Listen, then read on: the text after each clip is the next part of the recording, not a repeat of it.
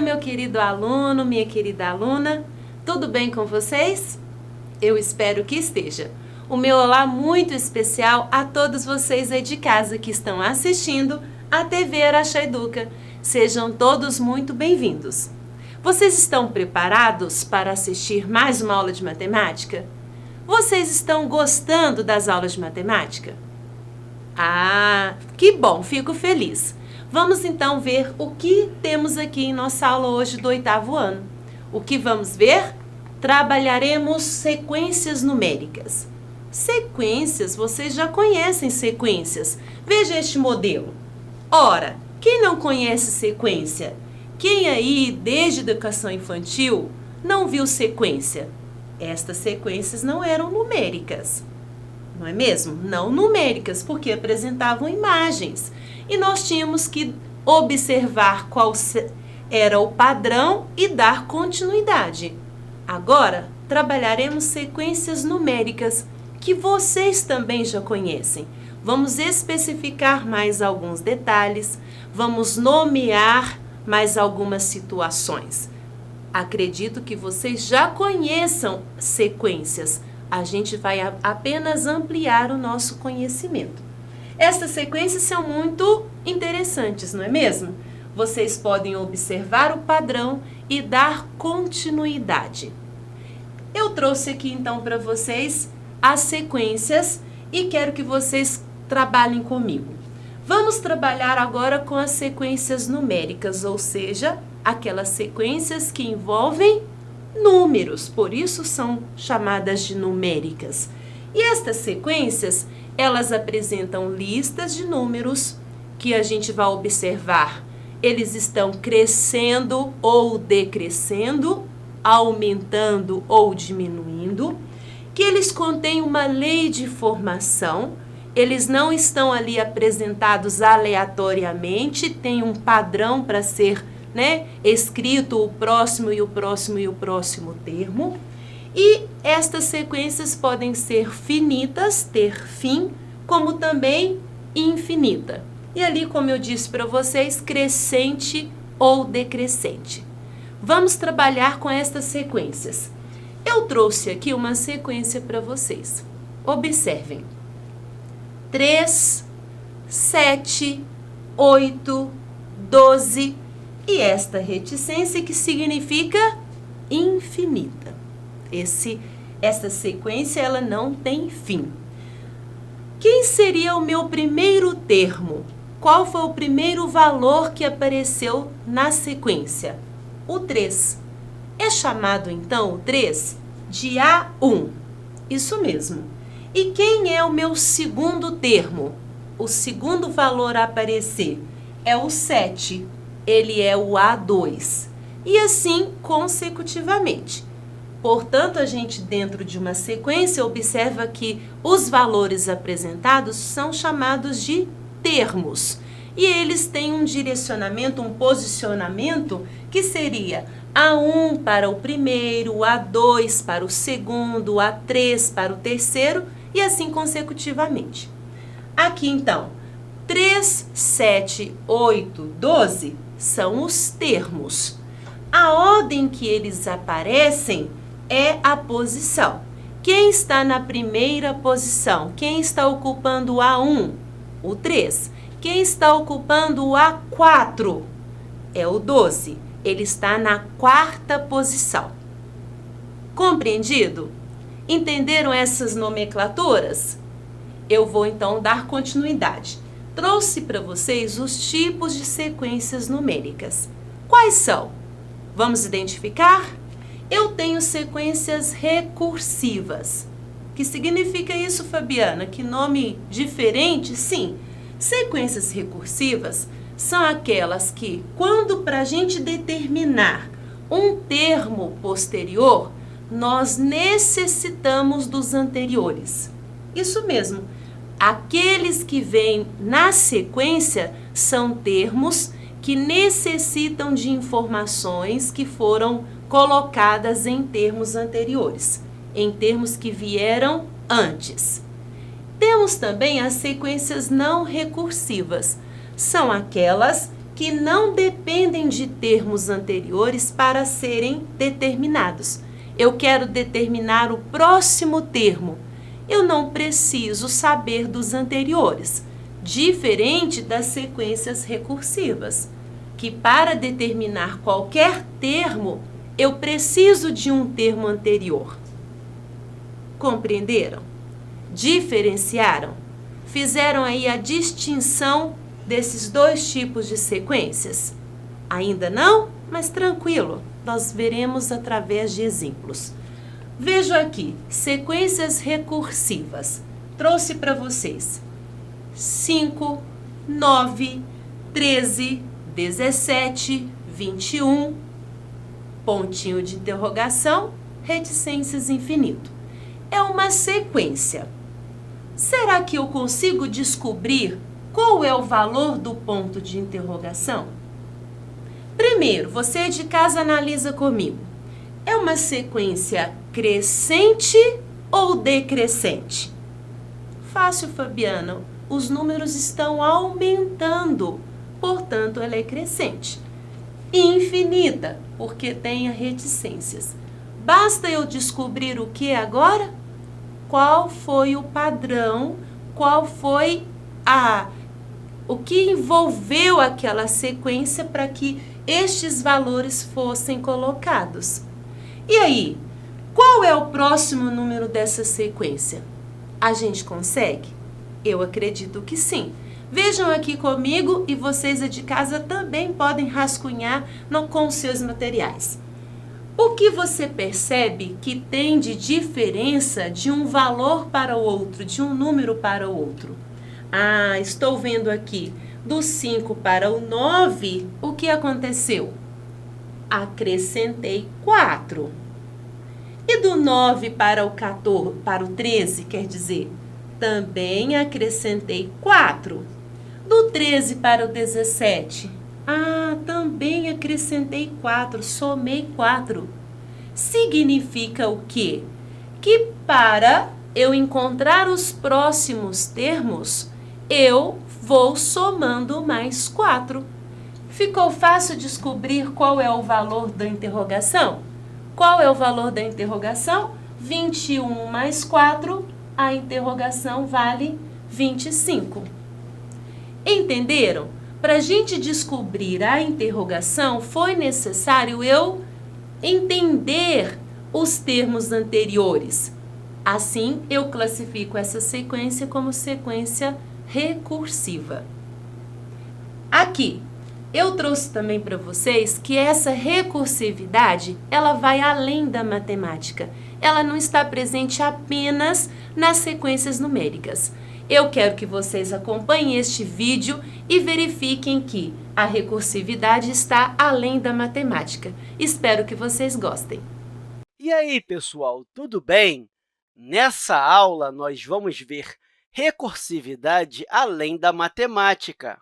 E lembrando que uma sequência recursiva nada mais é do que uma sequência onde nós conseguimos descobrir qualquer termo a partir de um termo anterior utilizando um padrão. E recursividade é um termo usado de maneira mais geral para descrever um processo de repetição de um objeto de um jeito similar ao que já foi mostrado. Basicamente, nós identificamos um padrão e, a partir dele, nós conseguimos determinar os outros termos. E aqui nós vamos ver essa recursividade além da matemática, ou seja, vamos começar a identificar padrões em outras áreas. Por exemplo, aqui eu tenho essas duas obras de arte, que são conhecidas como figuras de Escher, ou seja, são as figuras do artista holandês Escher.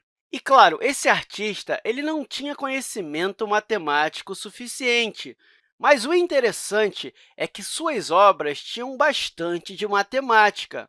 Essa figura aqui, se você perceber, é uma figura isométrica. E olha que interessante, as aves elas se confundem com o cenário e tem um padrão. Olha, aqui tem 3 aves, aqui 2, aqui 1. E o mesmo acontece com as aves pretas, ou seja, uma sequência, um padrão. E olha que interessante, se você perceber, as aves são iguais, elas são isométricas, ou seja, nós temos elementos repetidos e, ao mesmo tempo, tem uma oposição com as aves das outras cores. A segunda obra de arte é essa aqui, que é conhecida como Drawing Hands. Olha como a repetição é algo presente aqui. Uma mão depende da outra, criando um ciclo recursivo, ou seja, um elemento dependendo do outro. E, claro, tem diversas obras no nosso mundo que têm muito de recursividade, tem muito de matemática. Você consegue pensar em alguma? Tente visualizar a recursividade nas obras de arte. Escher não era matemático, mas em seus desenhos havia estruturas matemáticas complexas e conceitos recursivos avançados. Ele explorava tanto a geometria quanto a perspectiva. E o interessante disso é que ele conseguia confundir o real com o abstrato. Além da arte, a música, que é muito presente no nosso cotidiano, também tem muito de recursividade. Aqui eu tenho uma partitura da música Ciranda Cirandinha. Provavelmente você já escutou essa música, não é? Pois é, uma partitura é uma representação escrita de música padronizada mundialmente. Ou seja, esses símbolos aqui são notas musicais que se associam a sons. Quando o músico olha para uma partitura, ele sabe o que deve tocar. E essa partitura acaba sendo uma sequência de notas. E, às vezes, tem até notas iguais, ou seja, elementos repetidos. O refrão de uma música ele aparece 2 ou mais vezes, dependendo da música, o que significa que o músico tem que repetir a sequência de notas. O que eu quero que vocês entendam é que recursividade está presente no nosso cotidiano e não é algo que vemos somente na matemática. Vai além disso. E então, vocês gostaram do vídeo? É interessante, não é mesmo? Vejam aqui agora, eu trouxe outro tipo de sequência para vocês, as sequências não recursivas. Vocês se lembram? Aquelas que, para determinar um termo, eu não preciso de termos anteriores. Algum exemplo? Vamos ver aqui um exemplo. 2, 3, 5, 7, 11, 13, interrogação, infinito. Será que essa sequência ela é crescente ou decrescente? Crescente, excelente. Mas qual é o padrão? Ela tem um padrão? Vamos verificar? Verifique aqui comigo. Vamos tentar descobrir qual é o próximo termo dessa sequência. De 2 para 3, aumentou 1. De 3 para 5, aumentou 2. De 5 para 7, aumentou 2. De 7 para 11, aumentou 4. Vixe, Fabiana, não está com um padrão, não está com um intervalo igual. Então, significa que tem uma sequência recursiva aqui? É claro que não. É uma sequência não recursiva, que para a gente determinar este valor que está ali no lugar da interrogação, eu não precisava de termos anteriores. Vocês se lembram como a gente classifica estes números? 2, 3, 5, 7, 11, 13. Você está lembrado de que grupo pertence a esses números? Excelente! São os números primos. E ali, o próximo primo é o 17. Para saber o 17, ou seja, para substituir a nossa interrogação e dizer que vale 17, eu não preciso saber que 2, que 5, que 7, 11 são primos. Não me vale, né? Não tem essa importância. Eu não precisei trabalhar os termos anteriores. Daí, sequências não recursivas. Entenderam? Que bom, fico feliz. Assim posso dar continuidade trabalhando aqui com vocês a lei de formação. Estas sequências que a gente está trabalhando, elas têm uma lei de formação. Mas o que significa isso? Uma sequência numérica, ela possui uma regra que chamamos de lei de formação. E será esta lei que determinará como os termos da sequência são calculados. Através desta lei, é como se fosse uma fórmula que nos ajuda a encontrar qualquer termo dentro de uma sequência. Usando a lei de formação, podemos encontrar uma fórmula que expresse cada termo, considerando sua posição. Essa fórmula recebe o nome de termo geral. É super tranquilo, aqui essa nomenclatura parece um pouco mais confusa. Eu tenho certeza que vocês entenderão a partir de um exemplo. Exemplificando aqui, eu trouxe esta sequência. 1, 3, 9, 27, infinito, reticências. Sabendo que o primeiro termo é o 1, qual é o décimo? É fácil fazer? Eu conseguiria descobrir o que está acontecendo de um termo para o outro? Do 1 para o 3, do 3 para o 9, do 9 para o 27? Você consegue? Vamos aqui. O primeiro termo é o 1. E qual é o décimo? Eu trouxe esse quadro para vocês observarem comigo. Quem é o valor que está na primeira posição? Quem é o primeiro termo? É 1. Então, por enquanto, a lei de formação dele é 1. Quem está no segundo termo? É o 3. E como eu encontro o 3? Eu posso dizer que é o primeiro termo vezes 3. Quem é o terceiro termo? Quem está na terceira posição? O 9. E posso dizer que ele é o segundo termo vezes 3. E quem está na quarta posição? O 27. Posso dizer que ele é o termo anterior vezes 3. Ah, Fabiana, então essa sequência, para eu descobrir os próximos termos, basta eu fazer o quê? Pegar o termo anterior e multiplicar por 3. Ele é o T anterior vezes 3? Exatamente. Assim, a gente pode ter o termo geral, como se fosse a nossa fórmula.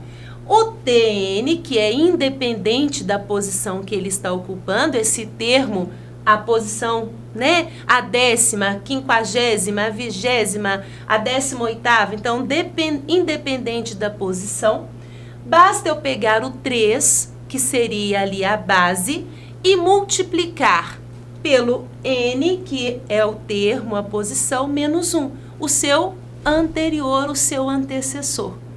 Formando o termo geral, ficou fácil descobrir quem é o décimo, quem está ali na 10ª colocação, na 10ª posição. Por quê? O N é a nossa posição. Assim, a gente apenas substituiria o N por 10 e faria o cálculo descobrindo quem é o 10º termo. Trouxe aqui para vocês o termo geral dessa sequência. Nós temos ela aqui, coloquei separado para vocês. E agora a gente apenas substituiria. Veja bem, vamos calcular o 10º termo.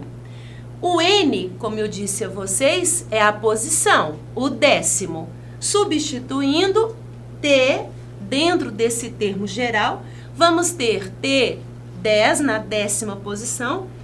Eu vou substituir aqui no expoente 10, subtraindo de 1, 3 elevado à nona, que daria 59.049. Quem está lá na 10ª posição? O 59.049. Compreenderam? Sim? Que bom, fico feliz. Nós vamos continuar, trabalharemos ainda muitas outras sequências. Tudo bem? Aqui, agora, vou deixar com você. Tá com você aí de casa.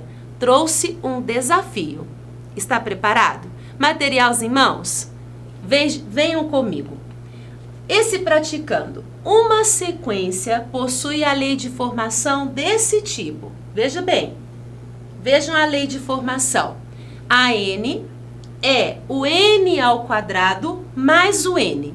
Então, já dei a lei de formação. E gostaria que você de casa encontrasse para mim os seus primeiros termos, os seus 6 primeiros termos. Como que você vai fazer? Você tem a lei de formação.